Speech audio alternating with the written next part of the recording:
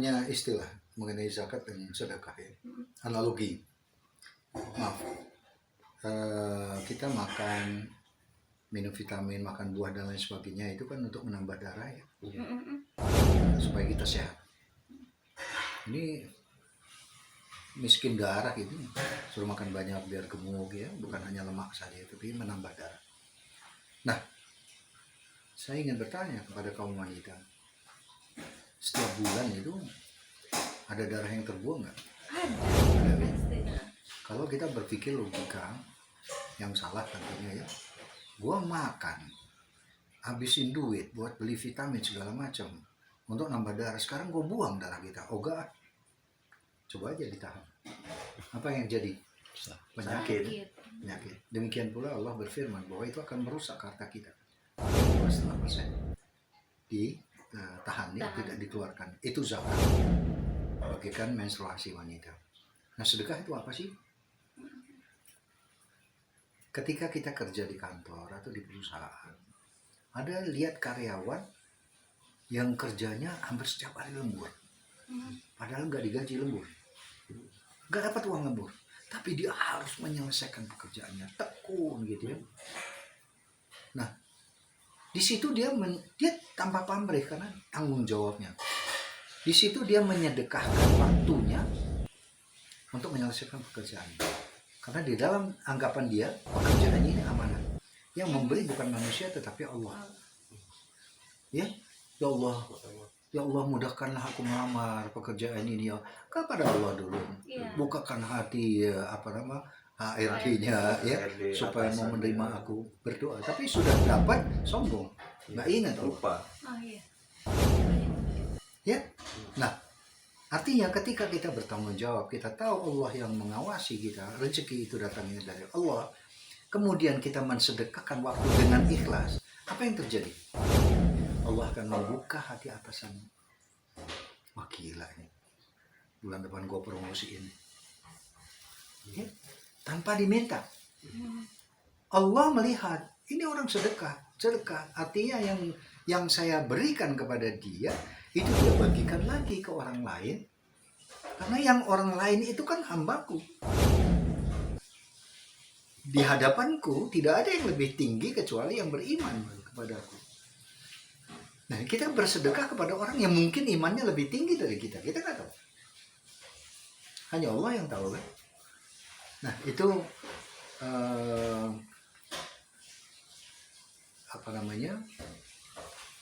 parameter untuk saya sedekah itu, analisanya, takarannya. Kalau kita takarkan secara fisik material itu tadi kerja lembur manusia. Allah kita mensedekahkan bisa dengan tangan kelihatan, bisa dengan kanan menyedekahkan, tangan kiri tidak nampak, dua-duanya oke. Kalau yang kelihatan itu untuk memotivasi orang lain, sah-sah saja baik. Orang yang kok dia ahli sedekah nih, gue mau sedekah juga.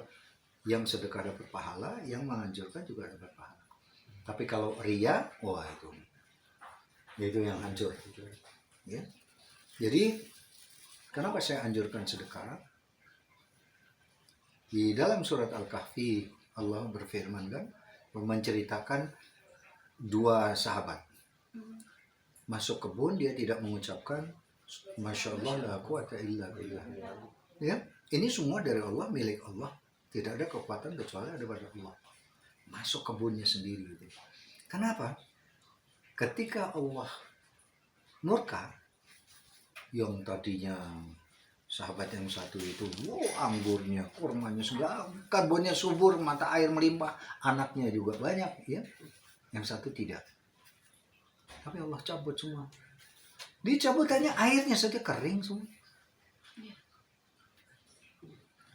Kenapa saya berubah dari aku bangga jadi petani? Di buku saya yang pertama itu, aku bangga jadi petani. Tiba-tiba saya terkejut dan malu. Apa yang saya banggakan ya? Bingung saya. Kok ada petani bangga dengan hasilnya sendiri? Bingung. Tanahnya dari Allah. Airnya dari Allah. Oksigennya dari Allah, bibitnya dari Allah, menumbuhkan tanaman itu dari bibit itu Allah urusan. Kita kan nggak mungkin nongkrong malam pakai CCTV liatin numbung nggak mungkin. Ya, semua dari Allah. Lalu apa yang kita banggakan gitu? Apa yang kau punyain? Nggak ada.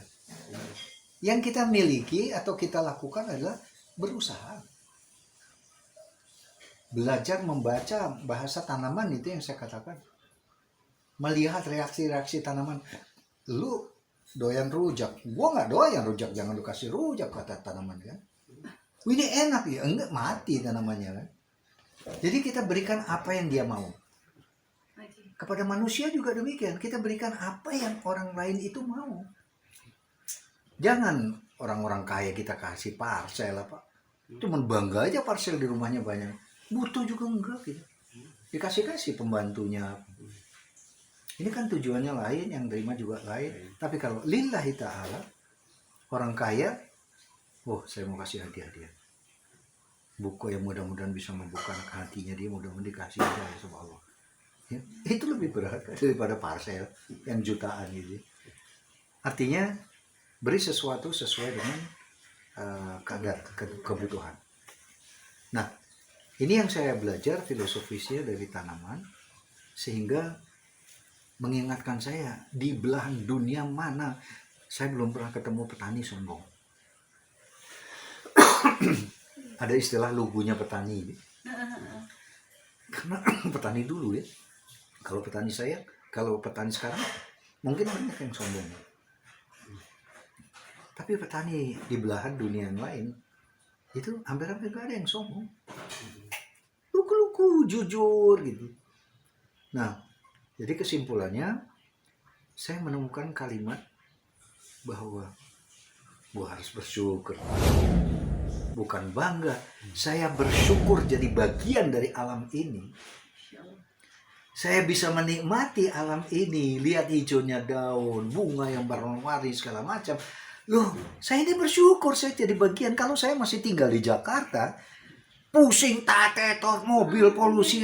Sekarang saya diberi kenikmatan. La in syakartum la azidannakum.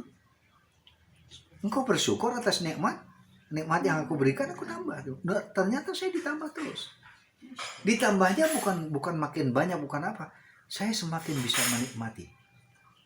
Diberi mata yang masih awas, beri pendengaran yang masih tajam, ya, bisa merasakan nikmatnya tidur dan lain sebagainya. Melihat orang yang kita beri itu senyum, bahagia sekali. Nah, itu artinya apa? Bangga nih. Gue bangga bisa memberi. Ya ilaha illallah. Yang kita beri dari Allah rezekinya. Yang kita berikan kan dari Allah semuanya. Jadi itulah munculnya kalimat aku bersyukur. Karena saya adalah bagian dari alam. Manusia itu produk alam, nggak mungkin hidup tanpa alam. Iya kan? Kita makan semuanya dari olahan alam. Itu kira-kira.